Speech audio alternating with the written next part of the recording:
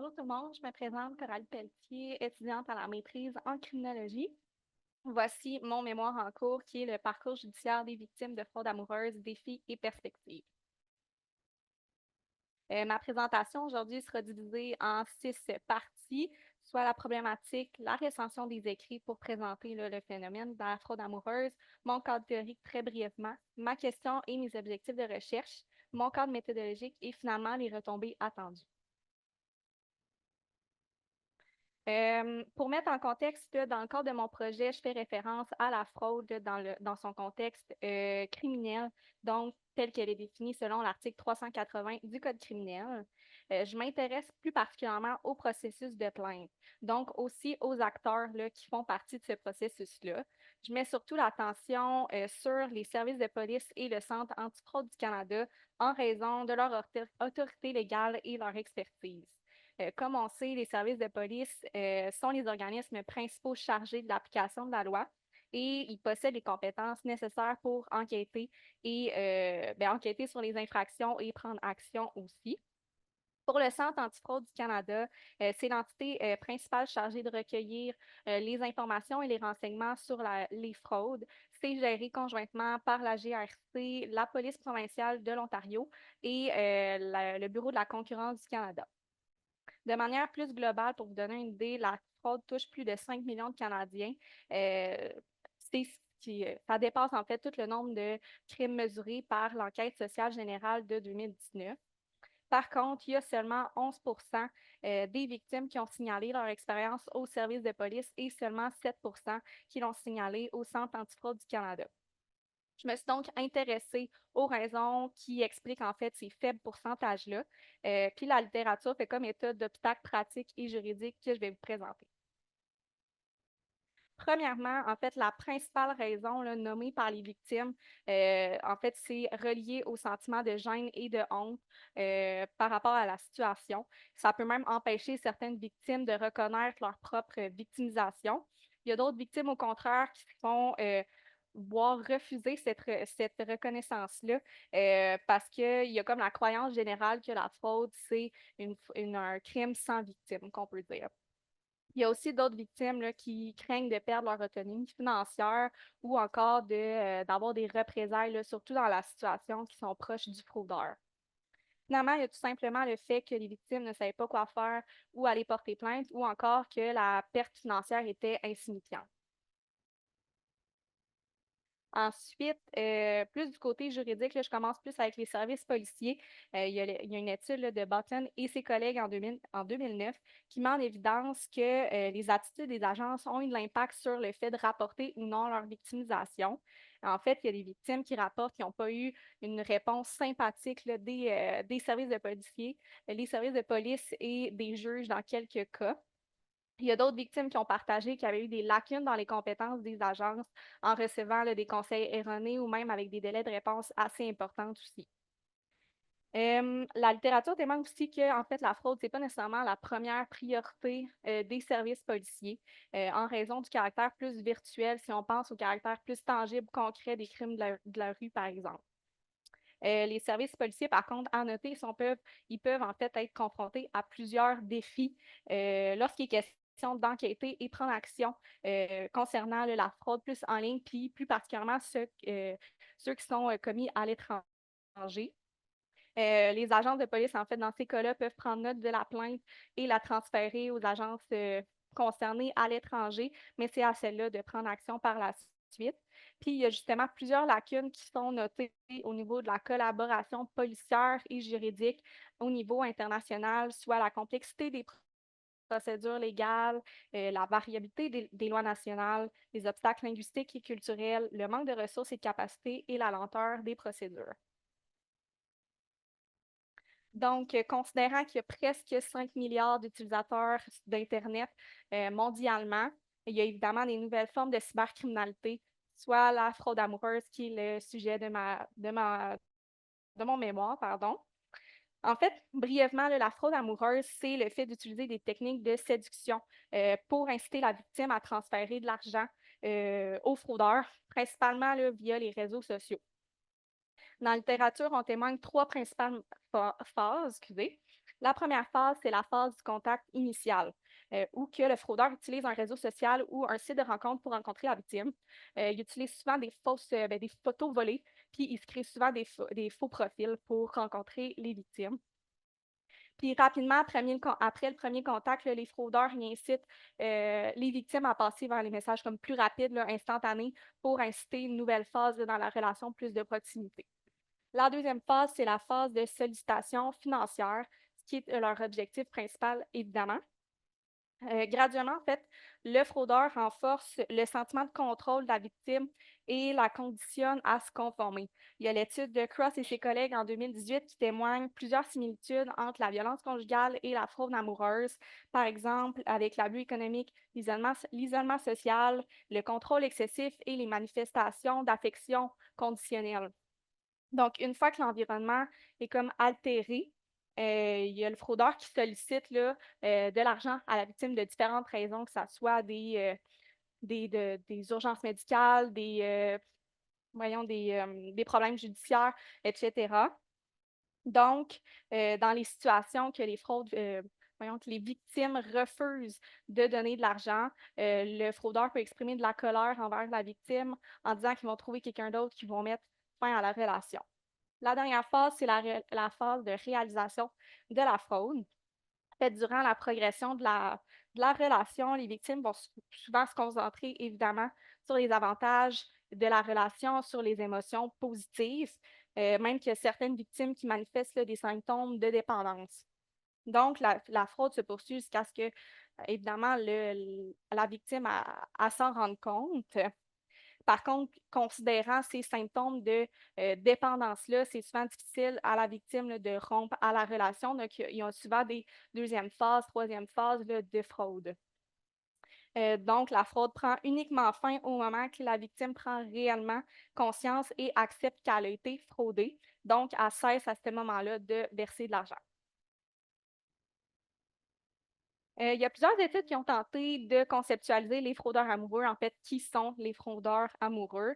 D'abord, il y a les profils féminins et masculins qui présentent quelques différences, là, les profils sur les plateformes de rencontres. Premièrement, le profil masculin se caractérise par une figure d'autorité, souvent un homme d'affaires, gestionnaire, médecin, avocat, etc., qui est aisément financièrement veuf et père.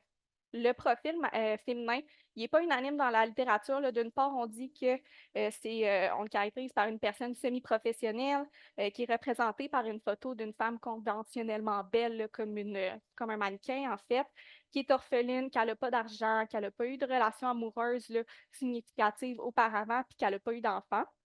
Il y a une autre étude, au contraire, qui souligne que le profil féminin met de l'avant la confiance en soi, l'indépendance financière et souvent fait référence à des sous-entendus là, sexuels. Pour plus globalement, en fait, là, il y a trois caractéristiques là, qui ressortent des fraudeurs amoureux.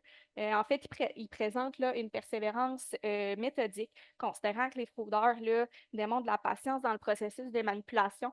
En fait, les fraudes peuvent s'étaler jusqu'à en moyenne de 8 mois. Deuxièmement, il y a les principales compétences. C'est vraiment des compétences sociales, c'est pas informatique, ça prend très de base, là, l'informatique. Donc, les compétences sociales sont vraiment dans le but de parler avec aisance aux victimes, d'établir et renforcer la confiance, puis ils parviennent ainsi à manipuler les émotions des victimes. Finalement, les fraudeurs utilisent souvent les techniques de neutralisation pour justifier leurs activités frauduleuses. Puis ils nient souvent en fait leur responsabilité en considérant les victimes comme complices ou méritantes de leur sort, ou il y en a d'autres qui minimisent les conséquences là, en niant le préjudice causé aux victimes. Comme tantôt, j'ai fait référence aux fraudeurs à l'étranger, je me suis évidemment intéressée à sont où les fraudeurs. Il y a une étude qui se penche là-dessus justement en comparant la localisation indiquée sur le profil des fraudeurs sur les sites de rencontres puis leur adresse IP.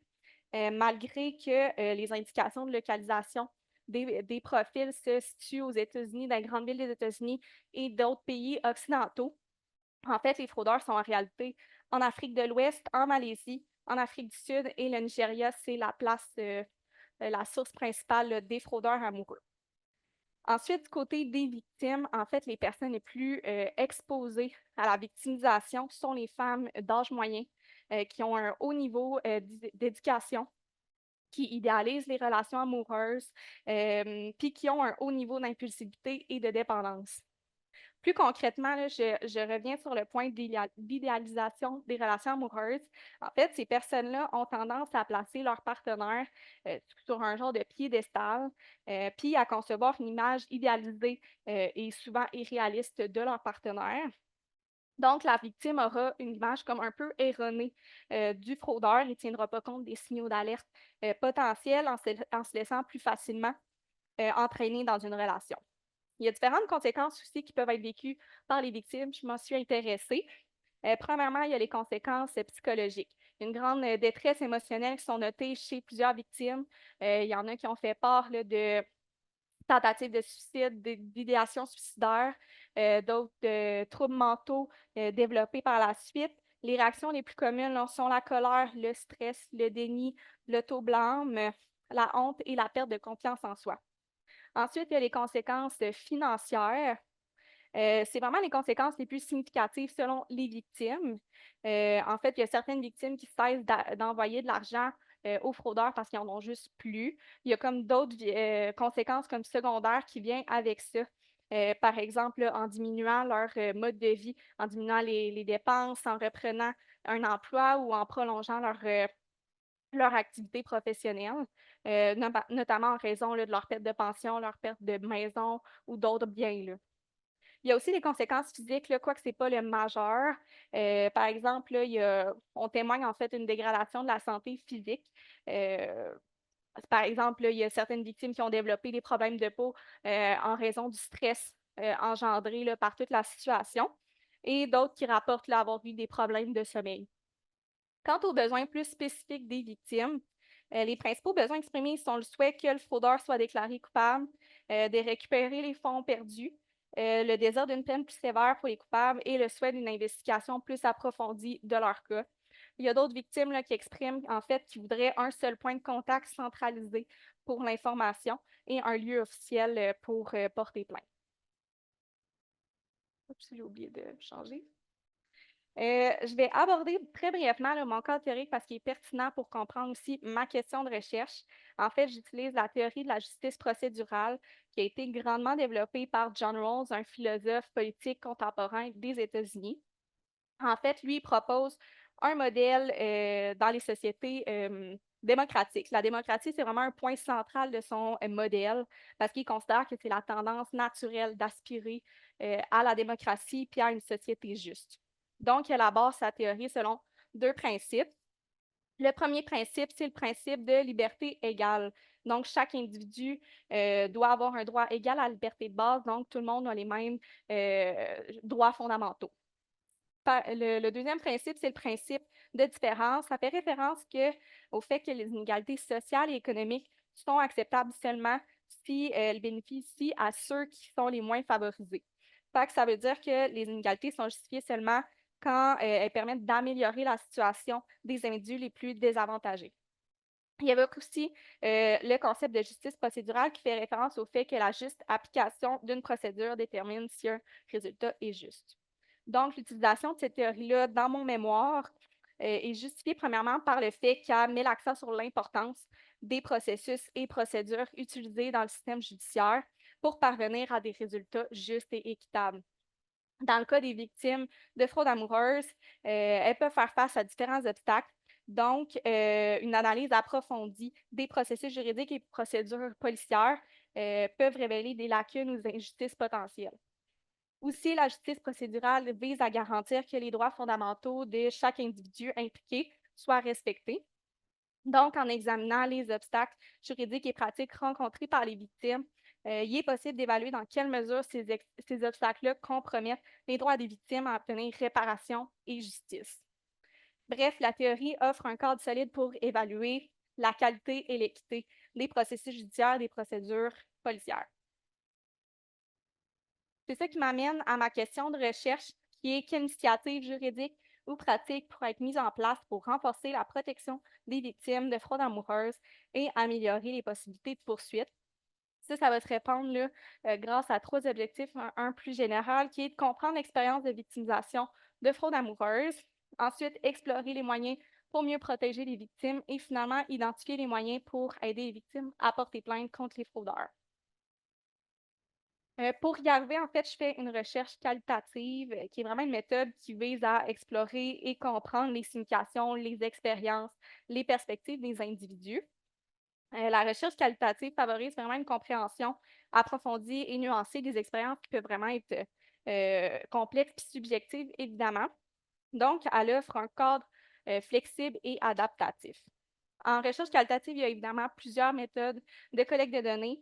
Dans mon cas, je vais faire un sondage pour recueillir les points de vue des répondants à l'aide d'un ensemble de questions ouvertes et semi-structurées. Ce sondage-là sera ensuite partagé là, à des organismes et des contacts afin de cibler les victimes de fraude amoureuse. Puis pour faire partie de mon étude, là, j'ai 2 critères de sélection. C'est de, évidemment, être victime de fraude amoureuse. Et deuxièmement, en fait, j'ai pas vraiment de préférence là, s'il y a porté ou plainte ou pas. Je veux vraiment des expériences là, variées. Et je vise un échantillon entre 8 et 12 participants environ.